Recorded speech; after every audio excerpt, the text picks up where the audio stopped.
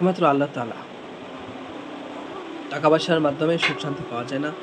তো সেই ভিডিওতে একজন কমেন্ট করেছে যে, যদি টাকা পয়সা কামাই না করি তাহলে পরিবারে আর সমাজেও তো সম্মান পাওয়া যায় না।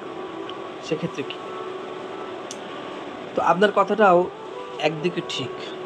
কিভাবে ঠিক দেখেন, এই দুনিয়ার প্রায় 99% মানুষই জানে যে সম্মানের মূল চাবিকাঠি হলো টাকা। এটাই কিন্তু মানুষ জানে। সেক্ষেত্রে সঠিক আছে। এজন্যই প্রত্যেকটা পুরুষ, প্রত্যেকটা মানুষ একথাই বলতে থাকে যে টাকা না থাকলে কোনো সম্মান নাই, না পরিবারে, না স্ত্রীর কাছে, না সমাজে। কিন্তু এটাও একটা সম্পূর্ণ মিথ্যা ধারণা। এই বিষয়ে আপনাদেরকে আজকে আমি ভেঙে বুঝিয়ে বলি কীভাবে এটা মিথ্যা ধারণা। টাকা পয়সাই যদি প্রকৃত সম্মানের কারণ হতো, বাংলাদেশে বেশ কিছুদিন আগে যে ঘটনাটা ঘটেছে, বাংলাদেশ এমপি যত মন্ত্রীরা ছিল তাদের কাছে যথেষ্ট পরিমাণ টাকা ছিল, তাদের কাছে পদ ছিল, পাওয়ার ছিল, ক্ষমতা ছিল, সব কিছু ছিল, কিন্তু তাদের সম্মান হারিয়ে গেল কেন? কারণ এই জিনিসটা, তাদেরকে যে মানুষ সম্মান দেখাতো, এই সম্মানটা সম্পূর্ণ একটা মিথ্যা সম্মান ছিল। টাকা পয়সা থাকলেই যে মানুষ প্রকৃত সত্য সম্মান পাবে এরকম না। আপনার সমাজেই আপনি খেয়াল করে দেখেন, আপনার সমাজে আপনি খেয়াল করে দেখবেন, যাদের টাকা পয়সা আছে বা সমাজের মূল্য, তাদেরকেও কিন্তু আপনি বা অনেক মানুষই তাদেরকে ভালো নজরে দেখে না। তাদেরকে সম্মান করলেও সামনাসামনি করে, কিন্তু প্রকৃত সত্য সম্মান করে না। তাদের পিছনে, আমাদের বড় বড় ব্যক্তিদের পিছনেও কিন্তু তাদের মানুষ খারাপ কথা বলে, তাদেরকে সামনে সম্মান দেয় কিন্তু পিছনে তাদেরকে সম্মান দিতে চায় না। এটাও কিন্তু একটা মিথ্যা সম্মান। ওই ব্যক্তি মারা যাবে, মারা যাওয়ার পরে কিন্তু সেই সমাজে কোনোদিনই তার ব্যাপারে আর কোনো আলোচনা বা কোনো কথাই উঠবে না। যে ব্যক্তি ভালো হয়, যে প্রকৃত সত্য সম্মানী হয়, তার সম্মান আল্লাহ তাআলা কিয়ামত পর্যন্ত রেখে দেন দুনিয়া থেকে। কিয়ামত পর্যন্ত চাইলেও আপনি তার নাম কাটতে পারবেন না। সেই প্রকৃত সত্য সম্মানের অধিকারী। এরকম বহুত মানুষ দুনিয়াতে এসেছে, যত নবী রাসূল, আউলিয়া, গাউস, কুতুব, যত ভালো মানুষ হয়েছে দুনিয়াতে।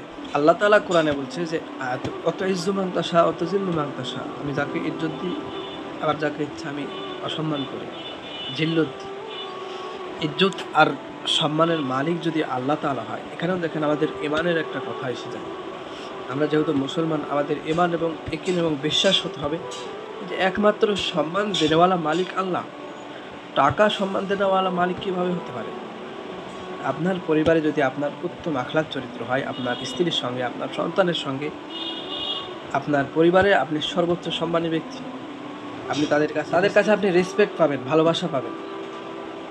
এরপরে আপনি সমাজের প্রত্যেকটা মানুষের সঙ্গে যদি সুন্দরভাবে কথা বলেন, সালাম দিয়ে, সুন্দর আখলাক চরিত্রে, ধৈর্য সহকারে, শান্তভাবে যদি কথাবার্তা বলেন, সুন্দরভাবে যদি আপনি সমাজেও চলাফেরা করেন, আপনার টাকা থাকুক চাই না থাকুক, সমাজের মানুষ আপনাকে বলবে যে মানুষটা ভালো।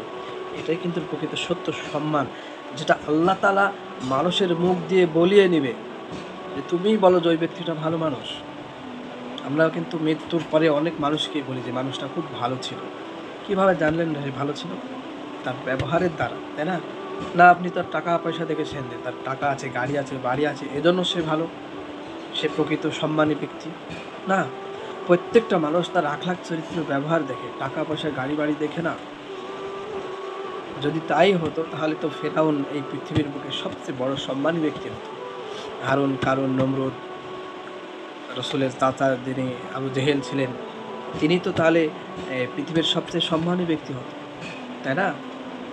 দুনিয়াতে যত বড় বড় মানুষ তৈরি হয়েছে, হিটলার, যত বড় বড় মানুষ তৈরি হয়েছে, তাদের ইতিহাস পড়ে দেখেন, যদি তাদের আখলাক চরিত্র খুব নিম্ন স্তরের হয়, তাদের মৃত্যুর পরেও, মৃত্যুর আগেও তাদেরকে যে সম্মান দেখানো হয়েছে সেটা সম্পূর্ণ একটা মিথ্যা সম্মান।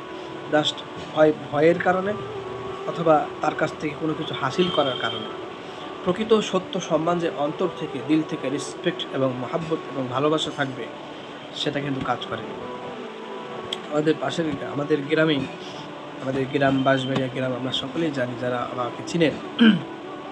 তো বাঁশবাড়িয়া গ্রামে আজ থেকে তাও 20-25 বছর আগে কারি সাহেব নামে একটা হুজুর আমাদের গ্রামে এসেছিল। অনেক দূর থেকে তিনি ইমামতি করতেন। সেই সময় বেতনের ব্যবস্থা ছিল না, তিনি কিন্তু গরিব মানুষ। মানুষের বাড়ি থেকে ফসল আবার যখন উঠতো তখন সেগুলো তুলে তাকে দেওয়া হতো, সে বাড়িতে নিয়ে গিয়ে স্বামী স্ত্রীকে, মানে স্ত্রী সন্তানদেরকে খাওয়াতো।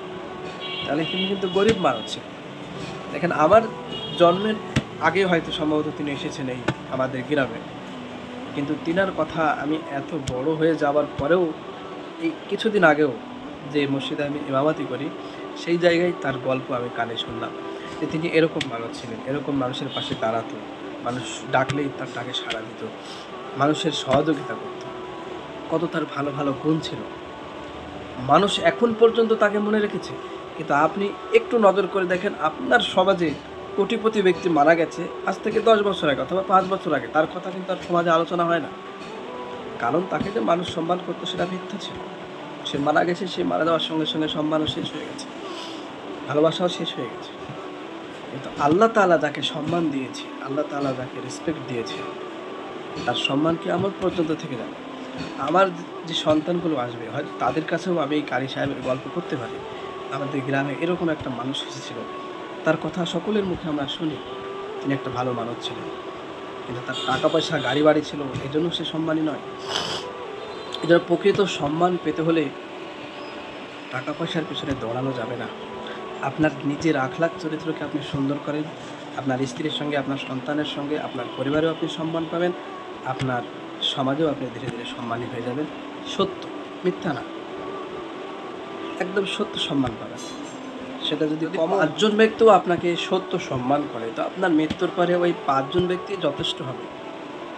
আরও 20 বছর পর্যন্ত আপনার কথা তাদের ছেলেদেরকে, তাদের নাতিপুতিদেরকে গল্প শুনিয়ে তারা দুনিয়া থেকে যাবে।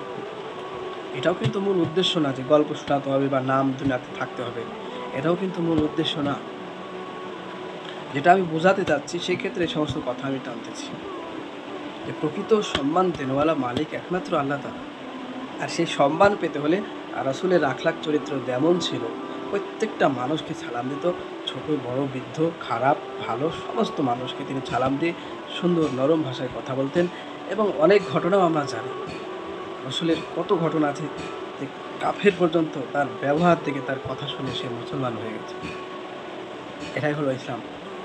এজন্য আমাদের একই এবং বিশ্বাস হতে হবে যে টাকা সম্মানের মালিক নয়, সম্মান দেনেওয়ালা একমাত্র আল্লাহ তাআলা। আমি এটাই বোঝানোর চেষ্টা করতেছি। আল্লাহ পাক রব্বুল আলামিন আমাদের সকলকে সঠিক বুঝদান করুক। সকলে বলি আমিন। আসসালামু আলাইকুম ওয়া রাহমাতুল্লাহি ওয়া বারাকাতুহু।